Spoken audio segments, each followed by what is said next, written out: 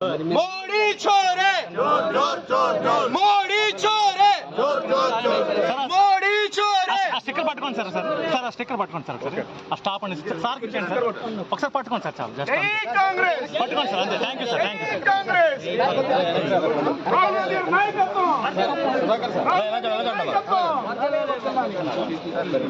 Okay sir thank you.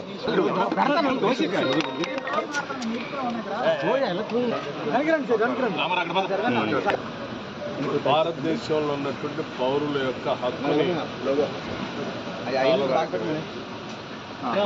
భారత రాజ్యాంగం ఈ దేశంలో ఉన్నటువంటి ప్రతి పౌరుడు కూడా ఓటుని హక్కు ద్వారా ఇచ్చి దేశ పాలన ఏ రకంగా ఉండాలో అనేటువంటి విధానాన్ని స్పష్టంగా చెప్పిన దానికి భారతీయ జనతా పార్టీ సంబంధించినటువంటి కేంద్ర ప్రభుత్వం ఈరోజు పౌరుల ఓట్లు అనుకున్నటువంటి వాళ్ళని తొలగించడం చనిపోయారు, లేకపోతే అక్కడ ఓటర్లుగా లేనటువంటి వాళ్ళకు కావాల్సినటువంటి వాళ్ళు ఓటర్లుగా చేర్చి ఆ ఓట్ల ద్వారా వాళ్ళు లబ్ధి పొందే కార్యక్రమం. దీనికి సంబంధించి అఖిల భారత కాంగ్రెస్ కమిటీ నాయకుడు, ప్రస్తుత పార్లమెంట్లో ప్రతిపక్ష నాయకుడు లోక్సభలో శ్రీ రాహుల్ గాంధీ గారు నిజాలతో వాస్తవాలతో ఉదాహరణలతో సహా దేశవ్యాప్తంగా ప్రజలందరికీ తెలియజెప్పే విధంగా స్పష్టంగా వారు ఉదాహరించి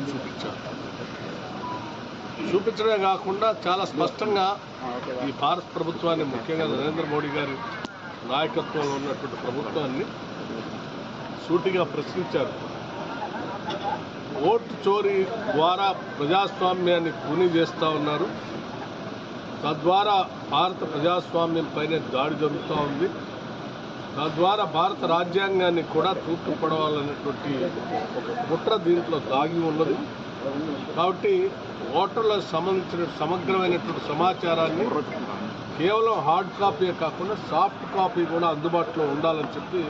వారు డిమాండ్ చేస్తున్నటువంటి విషయం కూడా తెలిసింది. అయినప్పటికి కూడా ఇటు కేంద్ర ప్రభుత్వం కానీ ఎన్నికల కమిషన్ కానీ ఏమాత్రం స్పందించకుండా జరుగుతున్నటువంటి చోరీ వల్ల ఏక పార్టీకి, అంటే భారతీయ జనతా పార్టీకి మాత్రమే లాభం చేకూర్చే విధంగా జరుగుతున్న ప్రక్రియ ఇది అత్యంత ప్రమాదకరమైందని చెప్పి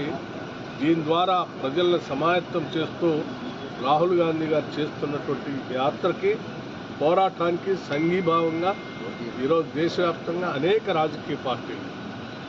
కేవలం రాజకీయ పార్టీలే కాకుండా పౌరులందరికీ ఓట్లు ఉండాలని, ఆ ఓట్ల ద్వారా ప్రజాస్వామ్యాన్ని నిలబెట్టాలని కోరుకునేటువంటి ప్రజాస్వామ్యవాదులందరూ కూడా ఆయనకు మద్దతు ఇస్తూ ఉన్నారు.